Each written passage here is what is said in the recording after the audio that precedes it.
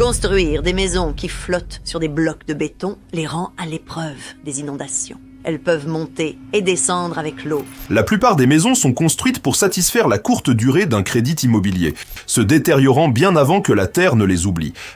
Mais dans les coins les plus rudes du monde, des architectes et des anciens ont défié l'horloge. Ce village de bâtiments en adobe à plusieurs étages est habité depuis 1000 ans. Ces 15 structures n'ont pas été conçues juste pour survivre une saison. Elles ont été ingénieusement pensées pour rester debout quand tout le reste échoue.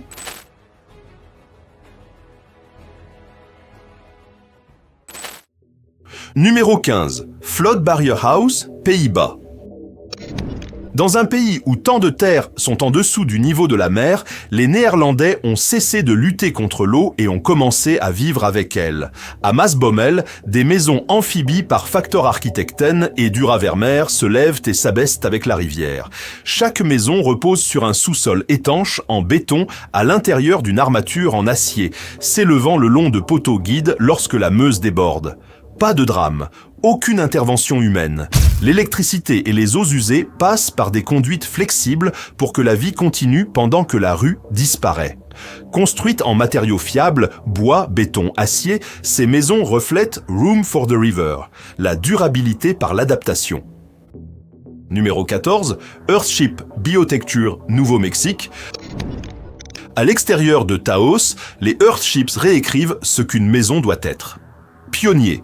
Michael Reynolds, dans les années 1970, ils sont construits à partir de pneus remplis de terre, formant des murs porteurs enduits d'adobe. Cette masse thermique absorbe la chaleur le jour et la restitue la nuit, maintenant des températures stables avec un minimum d'énergie. Leur force est l'indépendance. Capture, filtration, réutilisation de l'eau de pluie et espace de culture intérieure. Avec des matériaux principalement inorganiques et incombustibles, les Earthships résistent au feu, à la pourriture et aux termites. Beaucoup de premières constructions tiennent encore debout, preuve que la permanence peut être pratique. Numéro 13. Malator House, Pembrokeshire, Pays de Galles. Surnommée la maison Teletubby, Malator est enfouie dans une colline galloise. Achevée en 1998 par Future Systems, elle est presque invisible du côté terrestre. Juste de l'herbe et une cheminée, rien que les tempêtes de l'Atlantique puissent saisir. Le béton armé et l'acier forment la structure, avec une façade vitrée panoramique, tandis que la majeure partie de la maison reste abritée sous la terre. À l'intérieur, un plan ouvert et des modules mobiles réduisent les points de contrainte rigides et permettent des changements au fil des décennies. Elle survit en se fondant dans le paysage et non en se démarquant. Numéro 12. Villa Vals, Suisse. Au-dessus de Vals, une maison circulaire disparaît dans les Alpes. Construite en 2009 par Serge et Christian Müller, la Villa Vals laisse le paysage presque intact. Une cour en pierre taillée dans la pente est le seul signe évident. Le reste est enfoui sous la roche et le sol, utilisant la montagne comme protection contre l'hiver et les UV. Une coque en béton armé bénéficie de températures souterraines stables, réduisant la dépendance au système mécanique. Une large fenêtre s'ouvre sur la vallée, inondant l'intérieur de lumière. Ici, la longévité vient du fait de devenir partie intégrante de la montagne. Numéro 11. Maison troglodyte de Matmata, Tunisie. Matmata a perfectionné le mode de vie à l'épreuve du désert bien avant que l'architecture moderne le nomme. Ces maisons ne sont pas construites, elles sont creusées dans le grès. Une fosse circulaire forme une cour, les pièces sont excavées dans les murs, créant des grottes reliées avec une stabilité naturelle de la température à travers les extrêmes sahariens. Parce que la maison est dans la roche-mère, il y a peu de choses qui pourrissent, brûlent ou s'envolent. Elles ont résisté pendant des siècles, même sous la pression du tourisme. Leur apparence étrange a servi de décor à Tatooine dans Star Wars. La leçon de Matmata est brutale. Moins vous apportez de matériaux, moins le temps a de choses à détruire. Numéro 10. Dome Home, Floride. Sur Pensacola Beach, des dômes en béton blanc tenaient autrefois comme une déclaration à l'épreuve des ouragans. Construite en 1982 par Bob Lee, la Dome Home utilisait la géométrie courbée pour laisser le vent s'écouler autour d'elle, réduisant les points faibles que les maisons à murs plats ne peuvent éviter. Elle a survécu à des tempêtes majeures, y compris l'ouragan Ivan en 2004, tandis que les maisons voisines étaient écrasées. Une coque monolithique en béton empêchait l'humidité d'entrer et des conduits intégrés combattaient l'air salin. Finalement, ce n'est pas la structure qui a cédé, mais la côte. L'érosion a volé la terre en dessous. La survie dépend autant de l'emplacement que de l'ingénierie. Numéro 9. Taos Pueblo, Nouveau-Mexique. Si vous voulez la preuve de l'immortalité architecturale, regardez Taos Pueblo. Ce n'est pas un concept, c'est une victoire. Habité en continu depuis plus de 1000 ans, il est construit en adobe, terre, paille et eau, sans ciment. Sa permanence vient de la tradition. Chaque année, les murs sont réenduits de boue fraîche, un acte communautaire qui maintient la structure vivante. Il a survécu à la colonisation, à des climats brutaux et à la modernisation parce qu'il est entretenu par les gens qui y vivent. Taos ne promet pas de durée. Il a déjà prouvé qu'il peut le faire. Numéro 8. Église rupestre, Éthiopie. À Lalibela, la permanence a été sculptée dans la pierre. Au XIIe et XIIIe siècle, des églises ont été excavées vers le bas dans du tuf volcanique, taillé à partir d'une seule masse plutôt qu'assemblé à partir de blocs. Cette approche monolithique élimine les points de défaillance courants. Pas de mortier à s'effriter, moins de joints qui s'ouvrent, pas de toit à arracher. Elles ont résisté à plus de 800 ans de météo et d'usage. Le feu ne peut pas les consumer, le vent ne peut pas les renverser. Lalibela est ce à quoi ressemble construit pour durer quand le bâtisseur commence avec une montagne. Numéro 7, les maisons troglodytes de Guadix, Espagne. En Andalousie, des cheminées blanches parsèment les collines comme des indices. Sous elles se trouvent les maisons troglodytes de Guadix, habitées depuis au moins le XVe siècle, creusées dans l'argile et le limon.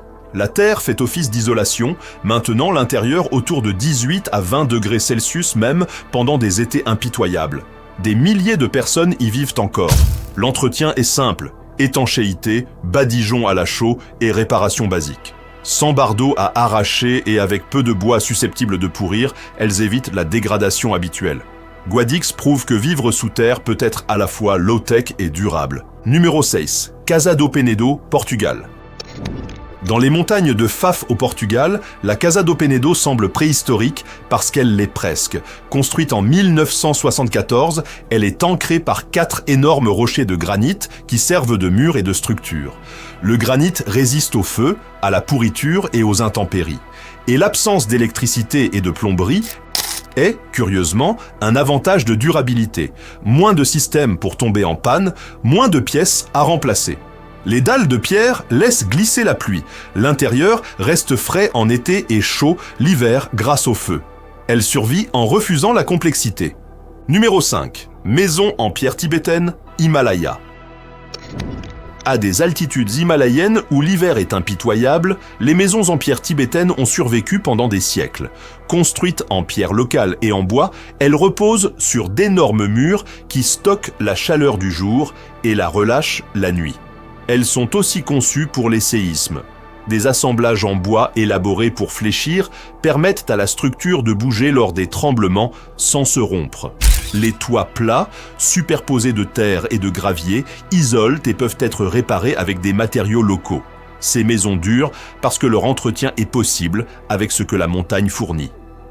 Numéro 4. Maison en gazon islandaise, Islande. Pendant plus de 1000 ans, les Islandais ont survécu en vivant à l'intérieur de la terre. Faute de bois, ils ont utilisé de l'épais gazon, de l'herbe et de la terre pour construire murs et toits. Empilés en couches imbriquées, le gazon créait une isolation épaisse contre les vents subarctiques et le froid. Une simple ossature en bois maintenait la forme, mais c'est la tourbe qui faisait le travail principal. La tourbe nécessite un renouvellement périodique, mais la méthode reste locale et reproductible sans pièces spécialisées. Ces maisons se fondent dans le paysage, presque invisible. Elles n'ont pas été construites pour impressionner, mais pour survivre. Numéro 3, Fujiantulu, Chine. Les Fujian-Tulu sont des forteresses de terre conçues pour la survie collective. Construits par le peuple Hakka à partir du XIVe siècle, ils sont faits de terre battue mélangée à de la pierre, du bambou et parfois du riz glutineux pour la solidité. Leurs murs sont épais, hauts et brutalement protecteurs. Un seul Tulu peut abriter des centaines de personnes, fonctionnant comme un village autonome. Leur forme circulaire aide à répartir les forces sismiques, améliorant la résistance aux tremblements de terre. Ils durent aussi parce qu'ils sont réparables, entretenus par des communautés, pas remplacés par les marchés. Le Tulu n'est pas seulement un bâtiment, c'est un système de survie. Numéro 2, Dome Super Adobe, Californie. À Hesperia, le Cal Earth Institute a affiné une technique d'une durabilité presque absurde. Le Super Adobe utilise de longs sacs de sable remplis de terre stabilisée, enroulés en murs de dôme épais, puis enduits pour protection. Le résultat est monolithique. Peu de joints, peu de points faibles. Les matériaux sont de la terre et du sable, locaux, bon marché et remplaçables. La masse thermique stabilise l'intérieur et les ouvertures en arc préservent la solidité. Sans pièces mobiles ni système complexe, ces dômes sont construits pour résister au séisme, au vent et au feu. Que ce soit sur Terre ou un jour au-delà, la logique reste la même. Construire avec ce qui est sous vos pieds. Numéro 1, Trulli d'Alberobello, Pouille, Italie. Les trulli d'Alberobello sont iconiques parce qu'ils sont obstinément fonctionnels. Ces cottages blanchis à la chaux en calcaire utilisent une construction en pierre sèche, sans mortier, sans ciment. Leurs toits coniques se suffisent à eux-mêmes, formés par l'empilement de pierres plates dans des motifs serrés qui tiennent à travers le temps. Leur vraie force est la réparabilité. Construits à partir d'unités de pierre, ils peuvent être restaurés en utilisant les mêmes méthodes traditionnelles, sans dépendre de systèmes modernes devenus obsolètes. Le Trullo Sovrano montre que la technique peut s'appliquer à grande échelle et durer encore. Les trullis ne sont pas des accessoires de contes de fées. Ce sont des architectures durables qui prouvent que la simplicité peut être une forme d'immortalité. La vraie immortalité ne se trouve pas dans les gadgets ou les forteresses d'acier, mais dans la silencieuse endurance de la pierre, de la terre et de la sagesse ancienne. Ces 15 structures nous rappellent que lorsque le courant s'éteint et que les systèmes tombent en panne, les bâtiments qui respectent la terre resteront debout. Si vous avez apprécié ce voyage à travers la survie architecturale, pensez à vous abonner pour d'autres plongées approfondies. Laquelle de ces maisons feriez-vous confiance pour abriter votre famille pour les prochains 1000 ans? Faites-le nous savoir dans les commentaires ci-dessous.